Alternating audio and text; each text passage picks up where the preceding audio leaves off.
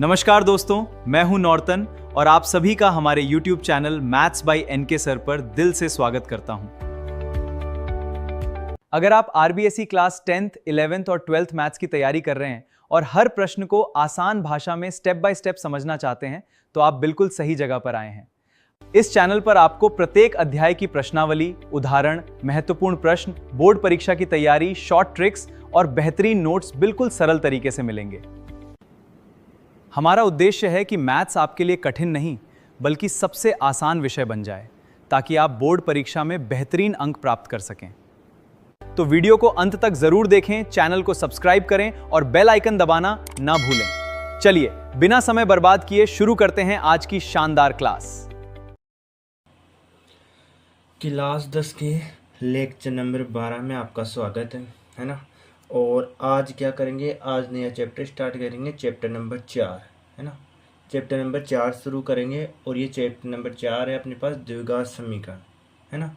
और द्विघात समीकरण है। अब देखो एक चीज़ बताओ मेरे को, द्विघात समीकरण कौन सी होती है ना, जिसकी सब चर है ना, चर की सबसे बड़ी घात क्या हो, चर की सबसे बड़ी घात कितनी होनी चाहिए, 2। वो क्या कहलाएगी, द्विघात समीकरण कहलाती है। क्या कहलाती है, द्विघात समीकरण है ना। जिस चर की है ना, ऐसा समीकरण जिसमें चर की सबसे बड़ी घात कितनी हो, 2 हो तो क्या कहलाएगी, द्विघात समीकरण, या उसको बोल सकते हैं अपन वर्ग समीकरण। क्या बोल सकते हैं, वर्ग समीकरण। ठीक है, अब देखो इसकी डेफिनेशन लिखते हैं। द्विघात समीकरण ऐसा समीकरण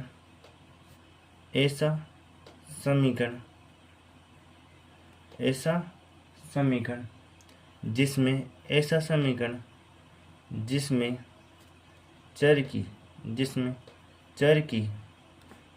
सबसे बड़ी घात चर की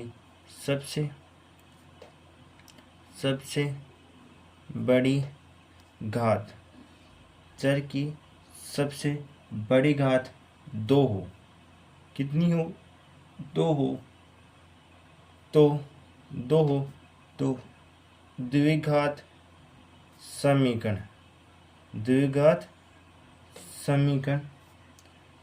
है ना, अथवा वर्ग समीकरण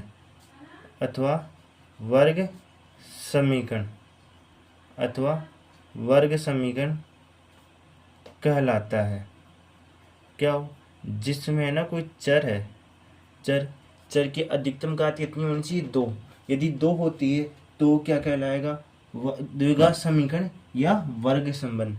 अब एक चीज बताओ मेरे को, इसका व्यापक रूप क्या होगा, द्विघात समीकरण का व्यापक रूप, स्टैंडर्ड रूप है ना। व्यापक रूप क्या हो जाएगा, ये व्यापक रूप जाएगा अपने पास ax²। x क्या है यहाँ पर, ये चर है, क्या है अपने पास, ये चर है, प्लस bx भी चर है, bx भी क्या है, चर है, प्लस c = 0। ये अपने पास द्विघात समीकरण का व्यापक रूप है, जहाँ a, b, c क्या है अपने पास, ये वास्तविक संख्याएं होगी। क्या होगी, वास्तविक संख्याएं है। क्या अपने पास वास्तविक संख्या है, तथा यहाँ पर अपने पास ए है ना, ये वाला ए क्या होना चाहिए, ये 0 नहीं होना चाहिए। यदि अपने पास ये 0 आ जाता है तो ये द्विघात समीकरण नहीं कहलाएगी, ये रैखिक समीकरण ही कहलाएगी, क्योंकि चर की एक घात हो जाएगी। ठीक है, ए बी सी तो वास्तविक संख्याएं हो सकती है, तथा क्या है, ए ≠ 0 हो। ये एक चीज और होती है इसमें, यदि मैं इस बी को है ना बराबर 0 कर दूं, मतलब बी का मान 0 हो जाए, तो ये समीकरण क्या हो जाएगी, देखो, यदि b = 0 हो है ना, तो ये द्विघात समीकरण क्या हो जाएगी, ax² + c = 0। यही होगी अपने पास। ठीक है, और ये क्या कहलाता है, ये कहलाता है, इसे अपन क्या बोलते हैं, इसे अपन बोलते हैं द्विघात समीकरण का शुद्ध रूप। क्या बोलते हैं इसे, इसे शुद्ध शुद्ध द्विघात शुद्ध द्विघात समीकरण कहते हैं। क्या कहते हैं इसे? शुद्ध द्विघात समीकरण कहते हैं। ठीक है, ये लो अपना, ये होता है अपने पास द्विघात समीकरण के बारे में। द्विघात समीकरण की सबसे अधिकतम घात कितनी होती है? 2 होती है। इसका व्यापक रूप क्या होता है? ये होता है अपने पास a x square plus b x plus c, जहाँ पर ए बी और सी क्या है? वास्तविक संख्या, और ए है ना कभी भी 0 नहीं होना चाहिए। ठीक है, ये हो गया अपने पास। ठीक है, अब देखो इसके कुछ 2 नोट लिख लेते हैं, जो इम्पोर्टेंट नोट है वो लिख लेते हैं। ठीक है, नोट लिख लेते हैं। नोट नंबर 1, नोट नंबर 1 क्या है अपने पास? देखो मैं क्या करता हूँ, कोई वास्तविक संख्या अल्फा मान लेता हूँ, है ना। कोई एक वास्तविक संख्या है, एक वास्तविक संख्या है, और वो संख्या क्या मान लेता हूँ मैं, ये वो अल्फा है। क्या है? अल्फा।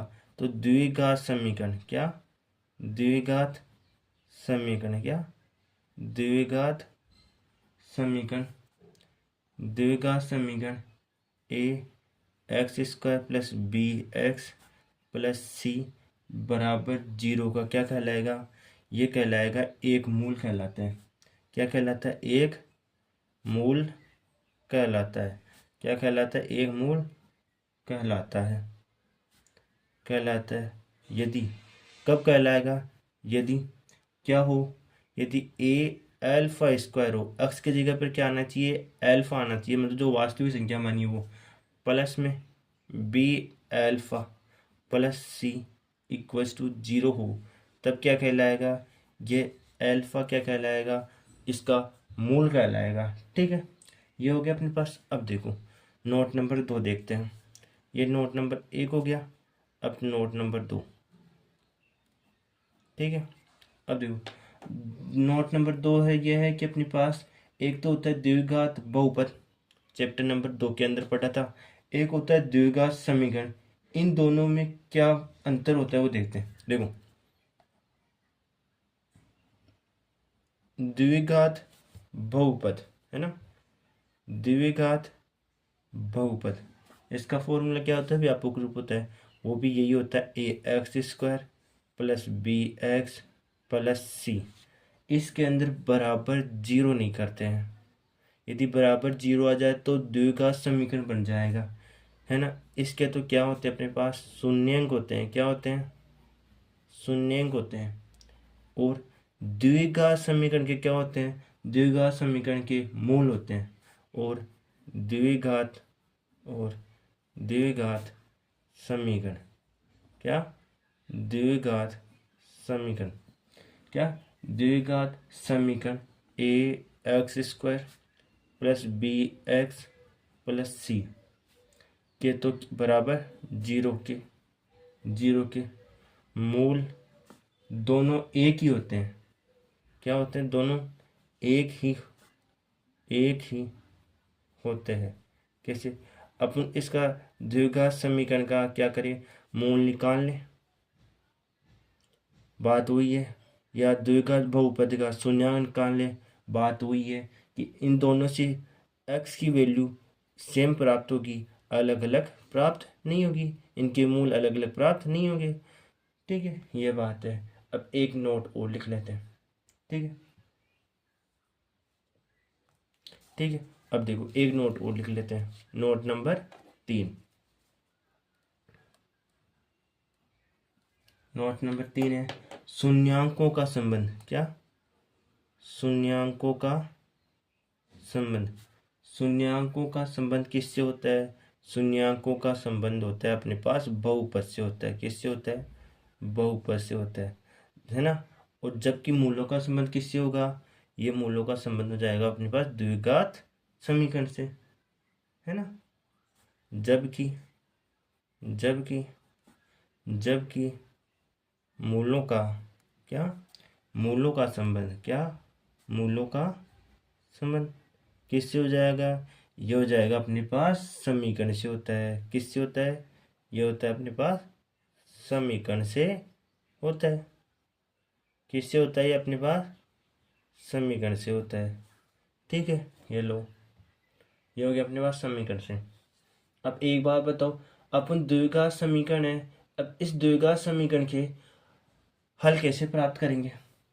इस द्विघात समीकरण है ये अपना व्यापक रूप है ना, इस द्विघात समीकरण के हल कैसे प्राप्त करेंगे, है ना? उसकी भी कुछ विधियाँ होंगी। उसके अपने पास दो प्रकार की विधियाँ हैं।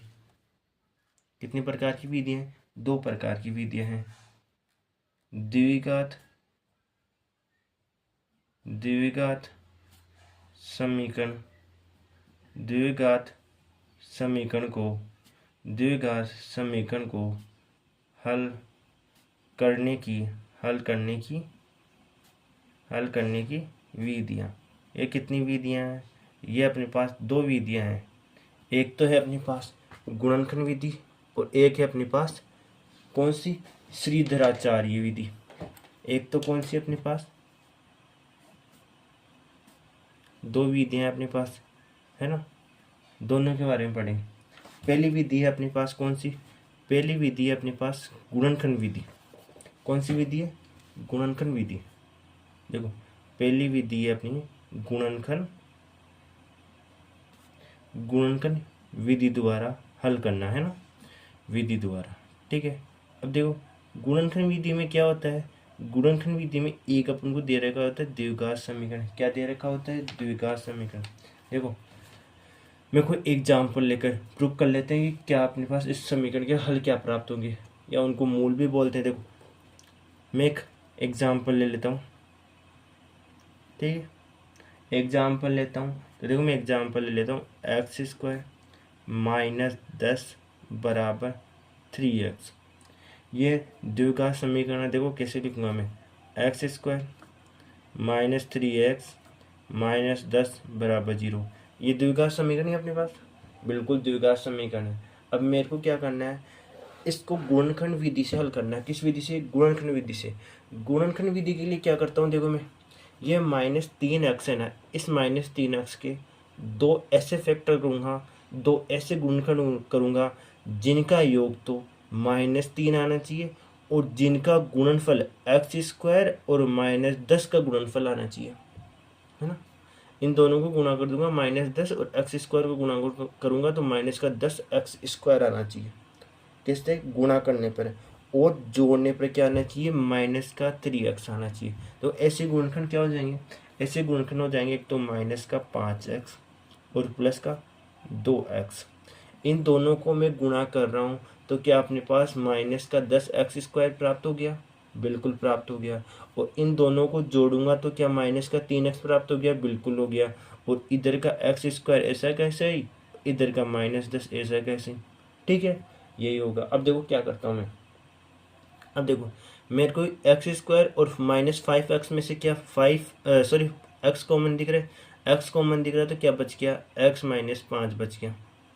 इन दोनों में से क्या कॉमन दिख रहा है? मेरे को इन दोनों में से कॉमन ऐसा लूंगा जो x - 5 ब्रैकेट के अंदर बच जाए। तो x - 5 ब्रैकेट में बचना चाहिए, तो मैं क्या कॉमन लूंगा? मैं यहाँ पर +2 कॉमन लूंगा। +2 कॉमन ले रहा हूँ तो ब्रैकेट में क्या बच गया? x - 5 बच गया। अब देखो, इस पूरे में से क्या कॉमन आ रहा है? इस पूरे में से x - 5 कॉमन आ रहा है और क्या बच गया? x + 2 बच गया = 0। ये बचा। अब क्या करना है मेरे को? इसके मूल प्राप्त करने। क्या प्राप्त करने? मूल, है ना? द्विघात समीकरण में तो मूल प्राप्त करते हैं, अभी बताया था मैंने। द्विघात समीकरण में मूल प्राप्त करते हैं, द्विघात बहुपद में शून्यंक प्राप्त करते हैं। अब देखो मैं क्या करूँगा, अब देखो ये एक तो हो जाएगा x - 5 बराबर 0 हो जाएगा, या एक हो जाएगा x + 2 बराबर 0 हो जाएगा, ठीक है। अब देखो x - 5 बराबर 0 हो गया, तो x की वैल्यू क्या आ गई? यहाँ से 5 आ गई, और यहाँ से x की वैल्यू क्या आ गई? यहाँ से x की वैल्यू आ गई अपने पास -2। x के दो मान प्राप्त हो गए। x का एक तो मान 5 प्राप्त हो गया, एक x का मान प्राप्त हो गया -2। ये समीकरण के क्या कहलाते हैं? हल या मूल कहलाते हैं। ये क्या कहलाते हैं? समीकरण के क्या कहलाते हैं? समीकरण के हल। समीकरण के हल, या कहते हैं इनको मूल कहते हैं। क्या कहते हैं? मूल कहलाते हैं। क्या कहलाते हैं? मूल कहलाते हैं। ठीक है, ये हो गया अपने पास गुणनखंड विधि। अब दूसरी क्या है अपने पास? दूसरी है श्रीधराचार्य सूत्र द्वारा। एक तो ये विधि है, एक है अपने पास श्रीधराचार्य सूत्र, उससे भी करते हैं। ठीक है, हल करने की एक विधि हो गई। दूसरी विधि क्या है अपने पास? दूसरी विधि है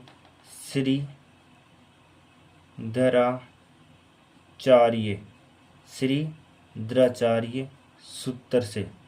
क्या अपने पास एक दूसरा है श्रीधराचार्य सूत्र होता है, उससे भी अपन क्या करते हैं? द्विघात समीकरण के मूल प्राप्त करते हैं, है ना, ये होता है। अब देखो, एक तो इसमें देखो समझना क्या चीज़ है, इसके अंदर अपन को दे रखा होगा एक समीकरण दे रखा होगा, द्विघात समीकरण दे रखा होगा। क्या दे रखा होगा? द्विघात समीकरण। क्या है द्विघात समीकरण? द्विघात समीकरण दे रखा होगा a x square plus b x plus c, ये दे रखा होगा, और बराबर में 0 होगा। और यहाँ पर है ना ए बी सी तो क्या होंगे? ये तो वास्तविक संख्याएं होगी। और बी क्या होना, ये सॉरी ए क्या होना चाहिए? ये नॉट इक्वल 0 होना चाहिए। इतनी चीज़ दे रखी हो तो क्या करेंगे? इसके मूल कैसे प्राप्त होंगे? मूल प्राप्त करने का एक फॉर्मूला होता है, सूत्र होता है। एक्स बराबर होता है, क्या होता है? एक्स बराबर minus B plus minus root के अंदर है अपने पास बी स्क्वायर माइनस 4ac, ये सब गुणा में है, और बटे में क्या है? 2a। ये होता है अपने पास श्रीधराचार्य सूत्र। इसे क्या बोलते हैं? इसे बोलते हैं श्रीधराचार्य सूत्र। क्या बोलते हैं? द्विघाचार्य सूत्र कहते हैं। ठीक है, मूल प्राप्त करने के होते हैं।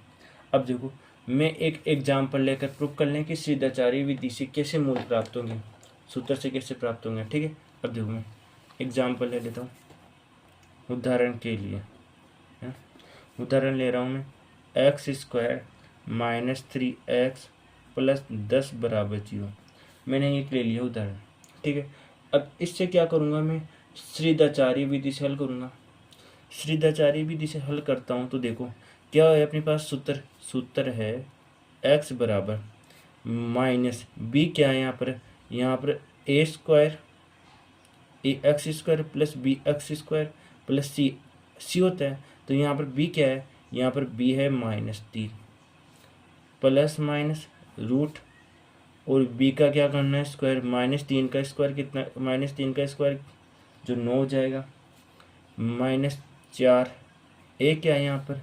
इसके अंदर ए क्या है? एक्स स्क्वायर का गुणांक होता है ए। क्या होता है? एक्स स्क्वायर गुणांक ए होता है। और सी क्या होता है? जो अचर पद होता है। क्या है अपने पास? 10 है। ठीक है, बटे में क्या लिखना है? बटे में लिखना है 2 गुना ए। ए क्या है यहाँ पर? एक्स स्क्वायर का गुणांक है। कितना है ये? ये अपने पास 1 है। अब देखो इसको सोल्व कर ले। देखो माइनस को माइनस से मल्टीप्लाई करूँगा तो क्या आ जाएगा? 3 प्लस माइनस रूट। ठीक है, अब मैं -3 का स्क्वायर करूँगा तो कितना आ गया? 9, है ना, माइनस। अब मैं 4 को मल्टीप्लाई कर रहा हूँ 1 से 4, और 4 को मल्टीप्लाई कर रहा हूँ 10 से, कितना आ गया? यह आ गया अपने पास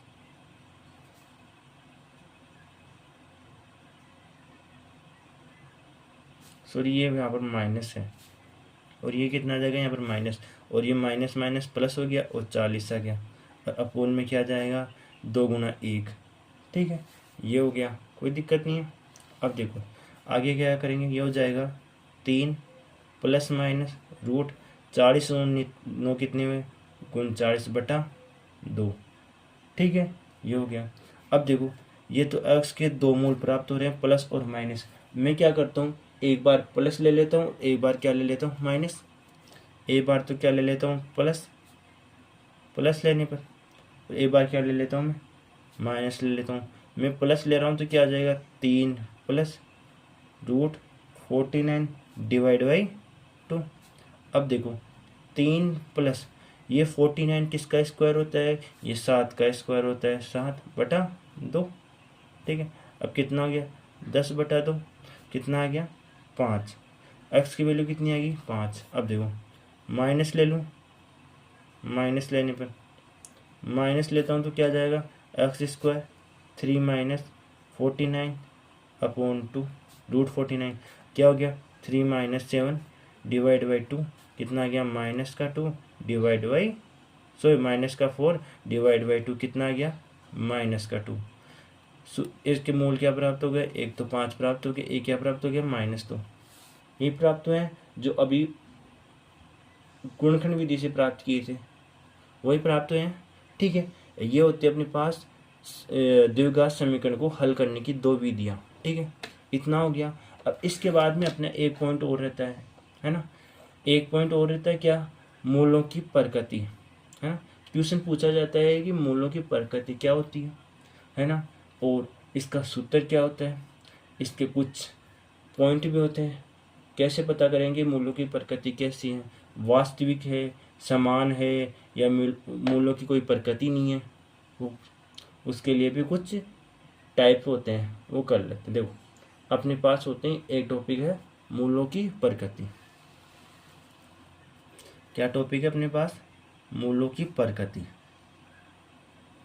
मूलों की प्रकृति, है ना। अब देखो मूलों की प्रकृति है, इसमें क्या करते हैं, अब देखो इसके लिए मूलों की प्रकृति के लिए, देखो मूलों की प्रकृति के लिए सबसे पहले क्या करना होगा, एक तो अपने पास क्या होना चाहिए द्विघात समीकरण, है ना। अब द्विघात समीकरण होना चाहिए, उसकी मूलों की प्रकृति का एक फॉर्मूला होता है, वो भी देख लें। देखो अपने पास कोई द्विघात समीकरण है, क्या है द्विघात समीकरण। ठीक है, द्विघात समीकरण क्या है अपने पास, द्विघात समीकरण है ax² plus bx plus c बराबर 0। ये क्या अपने पास द्विघात समीकरण है। इसके मूल क्या हो जाएंगे, इसके मूलों की प्रकृति, इसके मूलों की प्रकृति, इसके मूलों की प्रकृति, है ना। ठीक है, प्रकृति है ना, प्रकृति होती है अपने पास, प्रकृति होती है b² माइनस 4ac। क्या होती है b² माइनस 4ac, दोबारा क्या करते हैं इसको निर्धारित करते हैं, दोबारा क्या करते हैं निर्धारित करते हैं। कैसे करते हैं, b² माइनस 4ac से निर्धारित करते हैं कि इसकी मूलों की प्रकृति कैसी होगी। ठीक है, ये हो गया अपने पास फर्स्ट लाइन। अब देखो इसके अंदर एक होता है b² माइनस 4ac को क्या बोलते हैं, इसको विविक्तर या विवेचक, है ना। क्या बोलते हैं इसको विविक्तर और बोलते हैं इसको विवेचक, दो नाम इसको किसी नाम से बोल सकते हैं। b² माइनस 4ac को विविक्तर या विवेचक, क्या विवेचक कहते हैं तथा इसका कुछ संकेत भी होना चाहिए, चिन्ह भी होना चाहिए। क्या चिन्ह होता है, तथा इसके संकेत, इसके संकेत क्या होंगे, इसके संकेत एक तो डी से भी लिख सकते हैं या इसको डेल से भी लिख सकते हैं, डी से या डेल से द्वारा दर्शाते हैं, डी से भी दर्शा सकते हैं और डेल से भी दर्शा सकते हैं। ओके, डी से या डेल से दर्शा सकते हैं। इसका मतलब क्या हुआ है, ये विविक्तर या विवेचक का फॉर्मूला क्या हो गया, डी या डेल बराबर क्या हो गया b² माइनस 4ac, यही हुआ अपने पास। ठीक है, और ये फॉर्मूला इम्पोर्टेंट होता है इस चैप्टर के लिए। ठीक है, ओके, ये हो गई। अब देखो कि अपने पास ये फॉर्मूला आ गया, अब इस फॉर्मूले से पता करना है कि इसके वास्तविक मान होंगे या मान कैसे होंगे, वास्तविक होंगे या भिन्न भिन्न होंगे या कैसे होंगे, समान होंगे या कोई भी मान नहीं होगा, मतलब कोई भी मूल नहीं होगा, यह प्राप्त करना है। इसके लिए भी कुछ चीज़ें होती है। देखो इसके लिए देखो सबसे पहले क्या चीज़ होनी चाहिए, एक तो होनी चाहिए द्विघात समीकरण, एक होनी चाहिए इसके अंदर एक का मान है ना कभी भी जीरो नहीं होना चाहिए। क्या नहीं होना चाहिए, जीरो। ठीक है, अब देखो इसके अंदर ये आ गई द्विघात समीकरण, द्विघात समीकरण, क्या द्विघात समीकरण, द्विघात समीकरण ax² plus b x plus c बराबर 0। और यहाँ पर ए है ना जो 0 नहीं हो, क्या हो, ए 0 नहीं हो, तो अपने पास इसके अंदर 3 टाइप बन जाते हैं, है ना। कितने टाइप, 3 टाइप, 3 टाइप बन जाते हैं। अब देखो 3 टाइप कौन कौन से हैं, है ना। अब देखो मैं क्या करता हूँ, ये डी का मान है ना, इस डी का मान क्या आना चाहिए। देखो मेरे पास यदि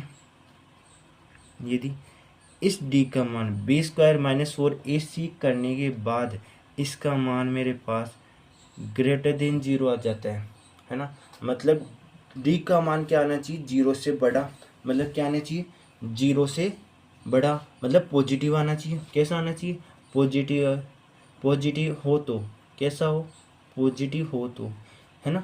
तो इसके दो भिन्न भिन्न है ना, दो भिन्न वास्तविक, कौन से, दो भिन्न वास्तविक मूल होते हैं। क्या होते हैं, दो वास्तविक मूल होते हैं। कब, जब डी का मान क्या होना चाहिए, डी का मान मतलब विवेक्तर का मान क्या होना चाहिए, पॉजिटिव, 0 से बड़ा होना चाहिए। जब आते हैं इसके दो भिन्न वास्तविक मूल आते हैं, ठीक है। यदि अपने पास क्या हो, यदि डी का मान क्या होना चाहिए, यदि डी का मान 0 के बराबर ही आ जाए तो क्या होगा, तो है ना इसके मूल कैसे प्राप्त हो जाएंगे, इसके मूल वास्तविक व समान प्राप्त हो जाएंगे। कैसे प्राप्त हो जाएंगे, एक तो वास्तविक मूल होंगे, है ना, वास्तविक मूल के साथ क्या होंगे, समान होंगे, मतलब कि दोनों मूल एक ही होगा। क्या होगा, विवेक्तर क्या हो, 0 हो, तो मूल कैसे होंगे, मूल होंगे वास्तविक। कैसे होंगे, वास्तविक व समान, वास्तविक व समान होते हैं। कैसे होते हैं, वास्तविक व समान होते हैं। ये हो गया अपने पास। अब देखो एक और होता है, यदि अपने पास डी का मान लेस देन 0 आ जाए, मतलब डी का मान लेस देन 0 का मतलब क्या हुआ, 0 से भी छोटा आ जाए, मतलब नेगेटिव आ जाए। डी का मान कैसा आ जाए, नेगेटिव आ जाए, मतलब ऋणात्मक आ जाए, तो क्या होगा, तो है ना इसके ना कोई भी वास्तविक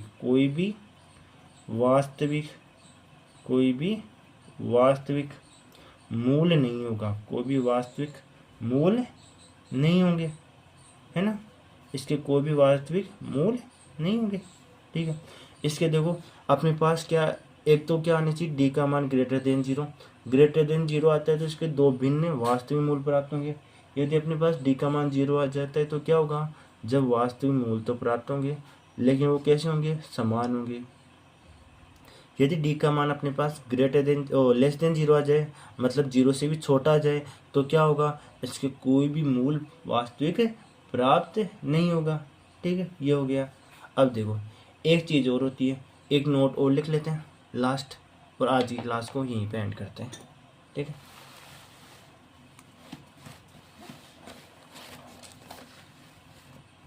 देखो एक नोट लिख लेते हैं, वेरी इंपॉर्टेंट नोट है, ठीक है। देखो नोट लिखते हैं, एक नोट है कि अपने पास कोई द्विघात समीकरण है, द्विघात समीकरण के मूल दे रखे हो, तो है ना उसका द्विघात समीकरण क्या होगा, है ना। यदि किसी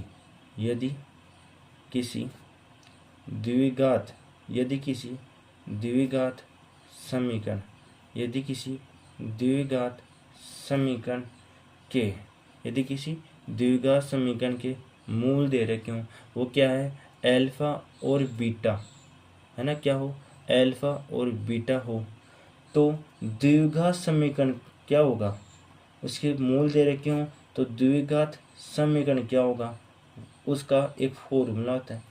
देखो उसका फॉर्मूला क्या होता है, उसका फॉर्मूला कुछ ऐसा होता है। देखो एक्स स्क्वायर फिर माइनस, फिर ब्रैकेट के अंदर लिखना है जो अपने पास ये मूल है ना, अल्फा और बीटा, इन दोनों का क्या कर लेते हैं, योग कर लेते हैं। तो मूलों का योग कर लेते हैं, क्या कर लेते हैं, मूलों का योग।